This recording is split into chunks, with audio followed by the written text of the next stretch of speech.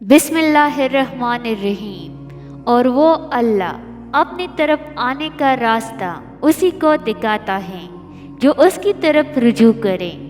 इंसान का अज़म और हौसला हकीकी मानों में तब बुलंद होगा जब उसका ये यकीन पुख्ता हो कि आसमानों और ज़मीन और उनके दरमियान और ज़मीन के नीचे इसकी तहों में जो कुछ है सब अल्लाह का है और वो अल्लाह सबसे बड़ा है और मैं उस अल्लाह को राज़ी कर रहा हूँ।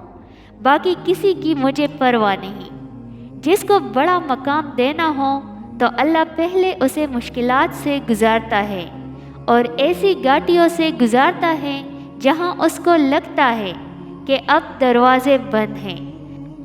फिर वहाँ से अल्लाह रास्ते खोल कर बंदे को किसी मकाम पर पहुँचाता है ताकि उसे खूब समझ आ जाए कि तुम्हें जो कुछ मिला है वो महज तुम्हारी अक्ल या कोशिश का नतीजा नहीं बल्कि अल्लाह की इसमें खास मेहरबानी शामिल है।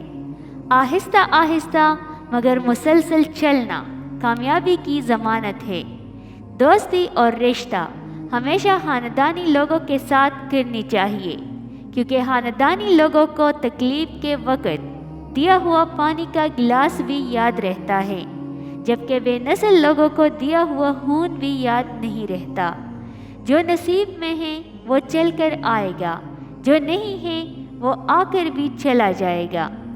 वक्त कभी भी एक साथ नहीं रह सकता। दिन बिगड़ते हैं, संवरते हैं और गुजर जाते हैं।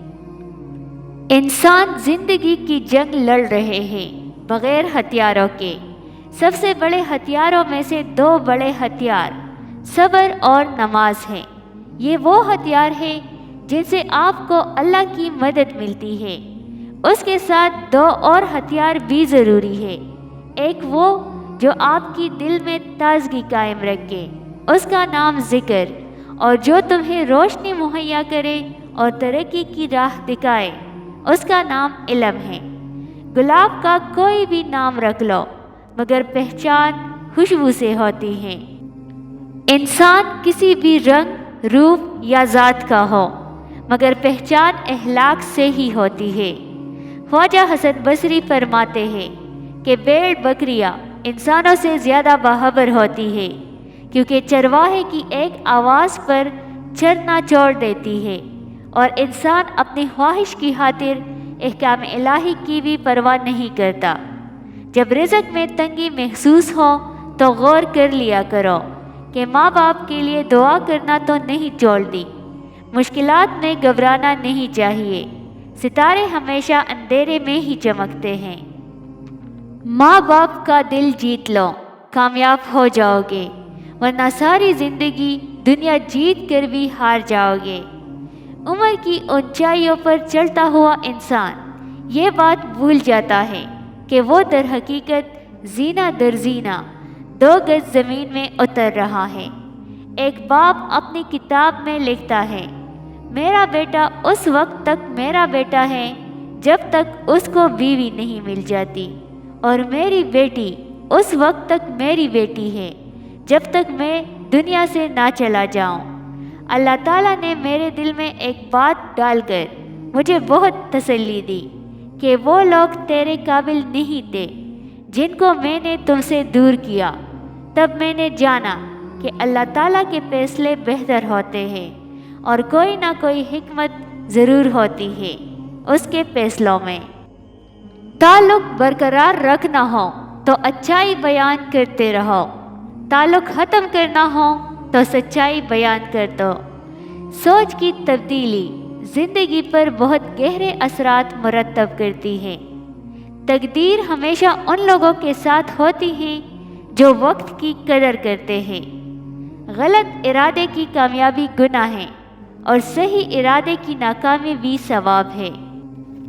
हर किसी के लिए दुआ किया करो, क्या पता किसी की किस्मत तुम्हारी दुआ का इंतज़ार कर रही हो। झुक जाना ही मोहब्बत है और इस बात का सबसे बड़ा सबूत सजदा है।